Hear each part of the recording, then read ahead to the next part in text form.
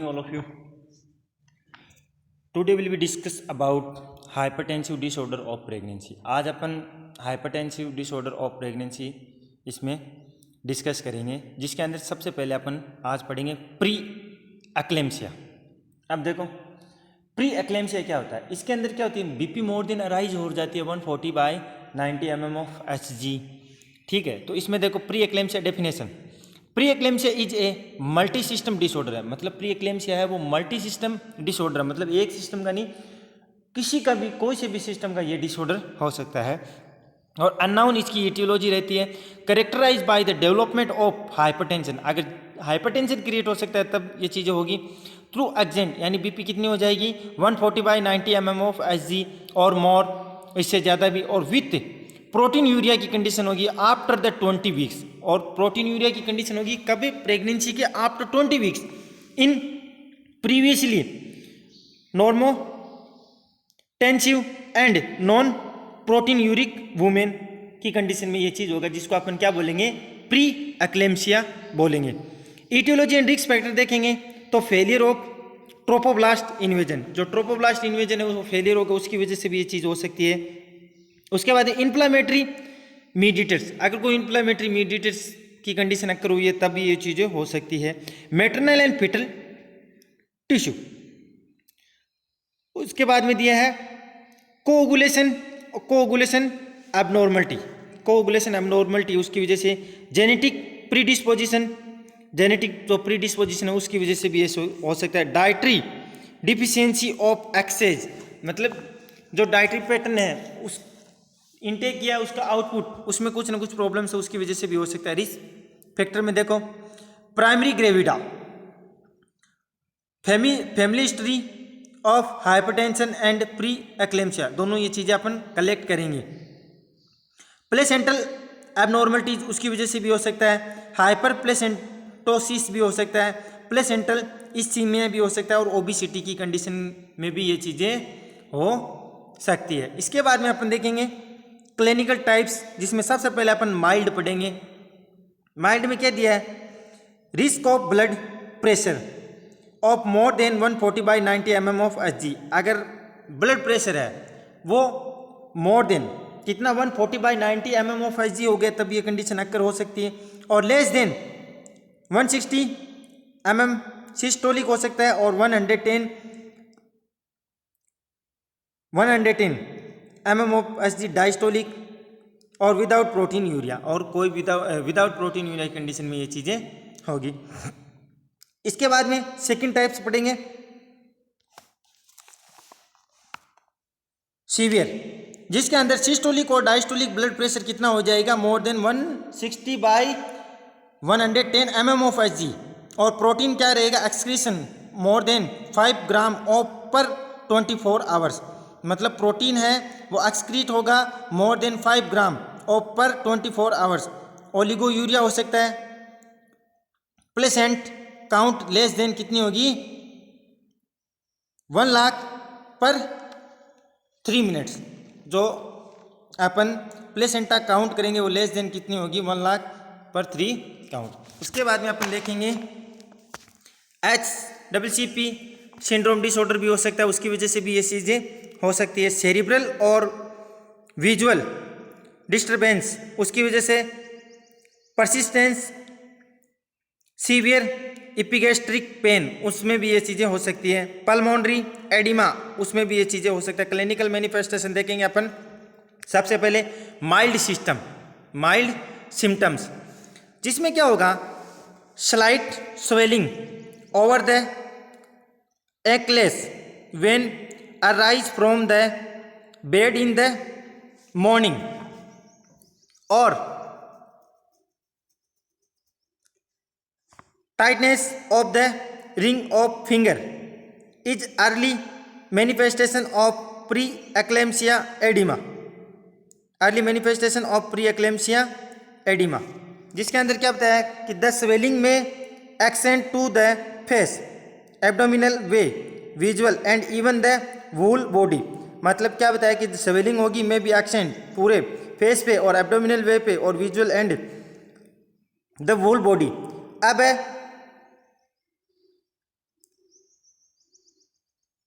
एटार्मिक symptoms, जिसके अंदर क्या क्या होगा, हेडेक होगा, हेडेक में ओसिपिटल और फ्रंटल रीजन में।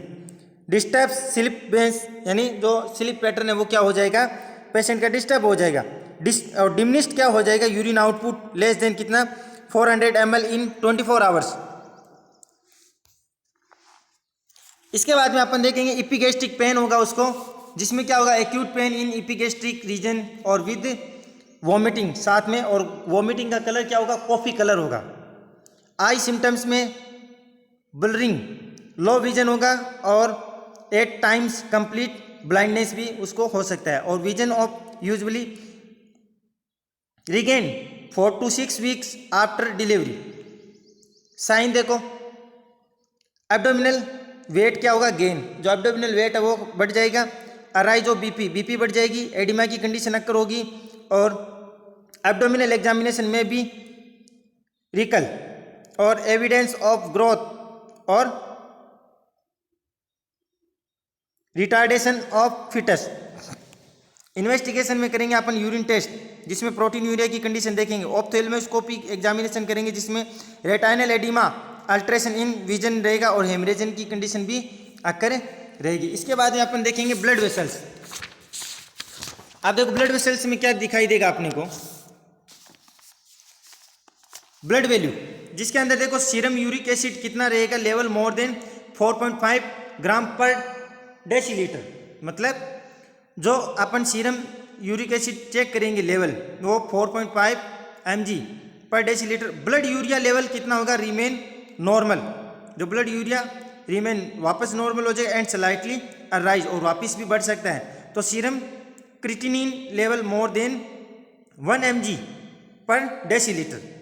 एंटीनेटल फीटल मॉनिटरिंग, जिसके अंदर सबसे पहले कॉम्प्लिकेशन देखेंगे, इमीडिएट और मैटरनल।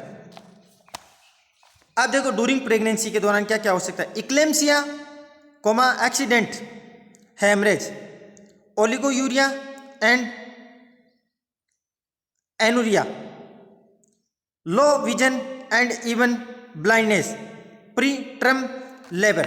तो देखो इसके अंदर क्या बताया गया है कि भाई एक्लेम्सिया की कंडीशन है, या फिर कोई एक्सीडेंटल कंडीशन है, या फिर हेमरेज की कंडीशन है, ओलिगोयूरिया की कंडीशन है, या फिर anorexia, low vision, even blindness कोई भी, तो उसकी वजह से ये चीज़ होगी। तो ड्यूरिंग लेबर के दौरान क्या होगा, eclampsia and PPH, postpartum haemorrhage, PPH,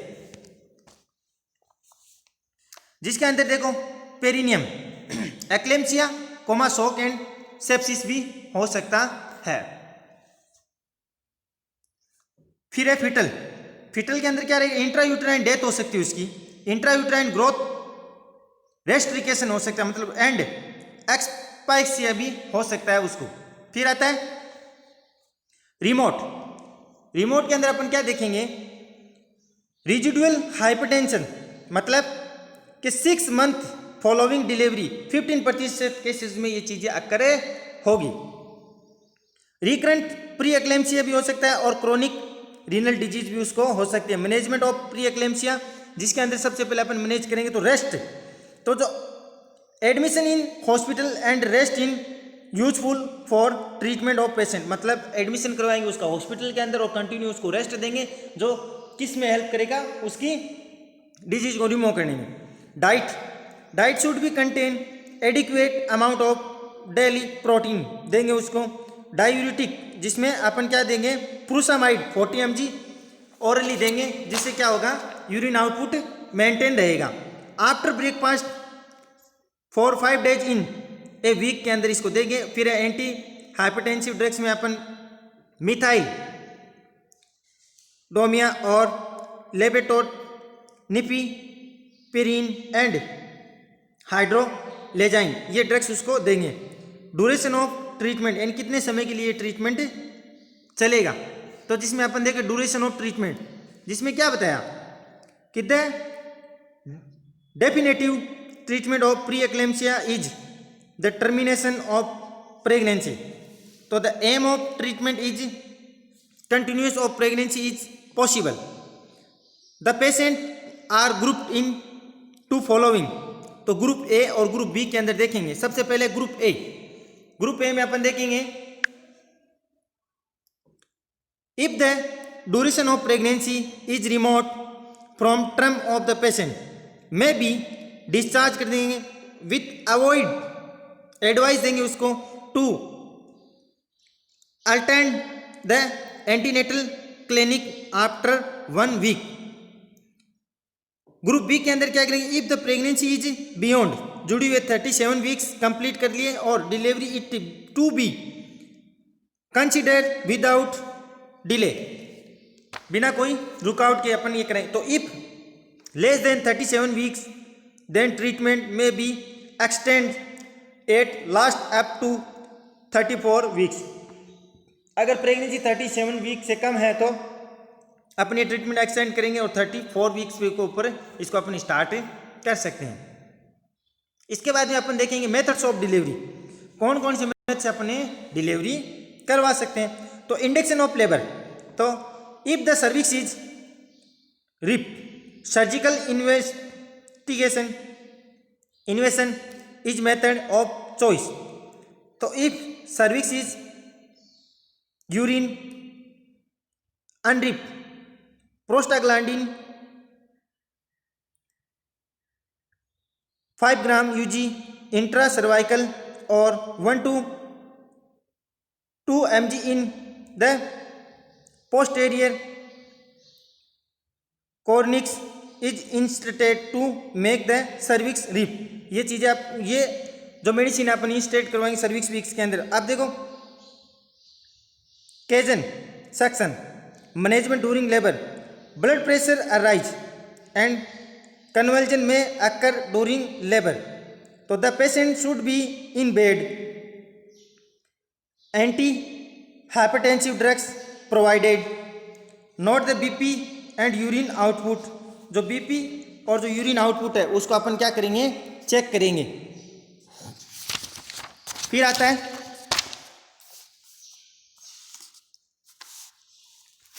$50 mg magnesium sulphate is started when BP more than equal 160/110 mg। अगर इतनी बीपी हो चुकी है तो अपन इसको ये चीज़ें देंगे। फिर क्या करेंगे, केयरफुल मॉनिटर करेंगे ऑफ फीटल वेलबींग, और केयरफुल मॉनिटर करेंगे फीटल वेलबींग को। इसके बाद में आता है eclampsia, pre eclampsia when complicated with generalised यानी टॉनिक और क्लोनिक जो कन्वर्जन की कंडीशन या फिर कोमा की हो सकती है उसको अपन क्या बोलेंगे, एक्लेम्सिया बोलेंगे। अब देखो कोज ऑफ यानी कन्वर्जन कौन से कारण है जो कन्वर्जन आने के, तो सबसे पहले बताया गया है कि cause of convulsion is not clear. अभी तक कोई भी इसका क्लियर कारण नहीं पता चला, तो अपन मान सकते हैं एनोरेक्सिया की कंडीशन है तब ये चीज़ हो सकती है। सेरिब्रल अगर कोई एडिमा की कंडीशन है तब भी हो सकता है। सेरिब्रल डिसअर्थमिया है तब भी ये चीज़ें हो सकती है। एक्सेसिव रेड्यूज ऑफ एक्साइट्री तब भी, और न्यूरोट्रांसमीटर में कोई प्रॉब्लम्स है तब भी ये चीज़ें हो सकती है। ऑनसेट ऑफ फिट्स, तो सबसे पहले क्या होगा कि it's occur more common in 3rd trimester के अंदर ये ज़्यादातर होने की संभावना रहती है। फिर आता है एंटीपार्टम 15% केसेज में ये चीज़ें होता है। It's occur before the onset of labour की कंडीशन में। इंट्रापार्टम यानी 30% केसेज में, तो fits occur first time during labour, यानी फर्स्ट टाइम जो वुमेन है वो प्रेगनेंसी अचीव की है और डिलीवरी की तरफ जा रही है तब हो सकता है। Postpartum 20%, first occur first time in peri puerperium usually 48 hours of delivery. अगर कोई वुमेन्स है वो फर्स्ट टाइम डिलीवरी अचीव की है और उसके 48 आवर्स के अंदर जो प्यूपेरियम की कंडीशन है उसमें ये चीज़ें उसको हो सकती है, या फिर उसमें उस पेशेंट में ये चीज़ें देखने को मिल सकती है, क्योंकि फर्स्ट टाइम प्रेग्नेंट हुई और फर्स्ट टाइम ही उसका जो प्यूपेरियम जो ऑर्गन है आफ्टर डिलीवरी के बाद में अपनी एक्चुअल पोजीशन में जाते हैं फिर से, तो वो नहीं जा पाए तब भी ये कंडीशन अक्कर हो सकती है। अब क्लिनिकल मैनिफेस्टेशन में देखेंगे एक्लेम्सिया में, तो the fits are consist of 4 stage, 4 stage में इसको कंसिस्ट किया गया। फर्स्ट है pre monitor stage, so the patient become unconscious, तो there is twisting of the muscles of the face, tongue and limbs, तो the eye balls turn on one side and become fixed. This stage last for about 30 seconds के अंदर ये चीजें occur होगी। फिर आता है tonic stage, so the whole body goes into a tonic spasm होगा, जिसमें limbs are flexed and hands क्या होंगे, clenched. Respiration case of the tongue और protrudes between the teeth. Cyanosis appear होगा, आई बॉल्स बिकम फिक्स्ड हो जाएंगे। फिर आता है क्लोनिक स्टेज। क्लोनिक स्टेज के अंदर ऑल द वॉलेंट्री मसल्स है वो अंडरगो अल्टरनेट्स और कॉन्ट्रैक्शन एंड रिलैक्सेशन रहेगा। और the twisting start in the face के अंदर होगा when involving are side of the extremities and ultimately the whole body is involve in the convulsion. अब देखो biting of the tongues and काटने के बाद अक्कर साइनोसिस ग्रेजुअली डिसअपियर होगा और this stage last for 1 to 4 minutes के लिए ये चीज़ें होगी। इसके बाद में आता है stage of coma. Stage of it में last for a brief period के लिए और in other deep persist till या अनदर कन्वल्जन। मैटरनल कॉम्प्लिकेशन के अंदर इंजरी हो सकती है, जिसके अंदर टंग बाइट्स हो सकता है, फॉल फ्रॉम बेड से गिरने की बात और बेड से और तब भी ये चीज़ें हो सकती है। पल्मोनरी कॉम्प्लिकेशन के अंदर क्या होगा कि इसमें बताया गया है कि भी एडिमा की कंडीशन है, पेरिमोनियम एडल्ट रेस्पिरेटरी डिसऑर्डर सिंड्रोम यानी ARDS adult respiratory disorder syndrome, उसकी वजह से हाइपर पायरेक्सिया की कंडीशन है तब हो सकता है।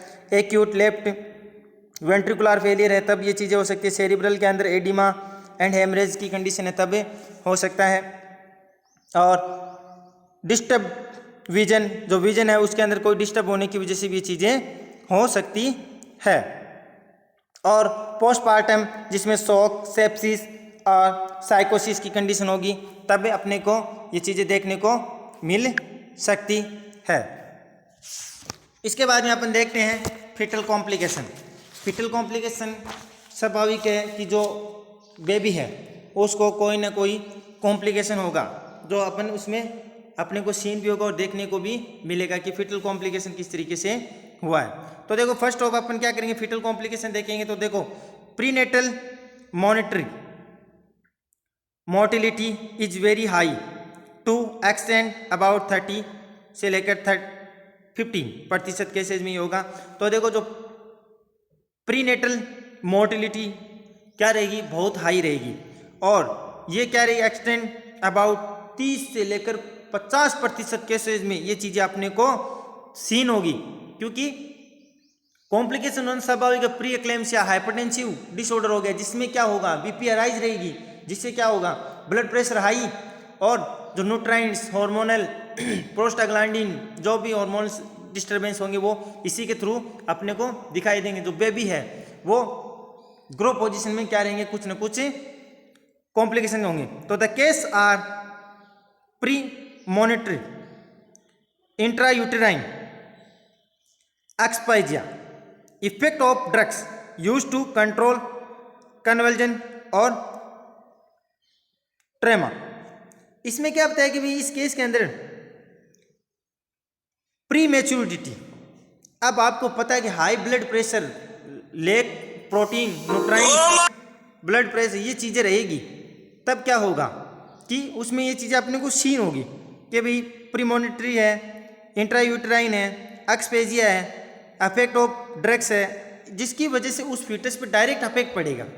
डायरेक्ट अफेक्ट पड़ने की वजह से उस फीटस में ये चीज़ें अपने को शो होगी कि भाई प्री मैच्योर बेबी हो सकता है, या फिर उसमें जो ग्रोथ यानी एंड डेवलपमेंट की जो कंडीशन है वो प्रॉपर नहीं हो पाएगी, जिससे अपने को ये चीज़ें होगा। और इसमें क्या होगा, इंट्रायूटेराइन एक्सपेजिया भी हो सकता है, affect of drugs use to control convulsion और ट्रोमा, जिससे अपन इसमें क्या करेंगे, उस फिटस या फिर उस बेबी के लिए या फिर उस मदर के लिए अपन ड्रग्स अप्लाई करेंगे, जिससे अपन इस कंडीशन को अपने आईजी वे में बचा सकते हैं। और ये चीज़ें फिटल कॉम्प्लिकेशन उसमें दिखाई देगा, जिससे क्या होगा, कन्वर्जन की कंडीशन शॉर्ट ही है कि रहेगी उसमें। तो उससे बचने के लिए अपन क्या करेंगे, ये चीज़ें यूज करेंगे।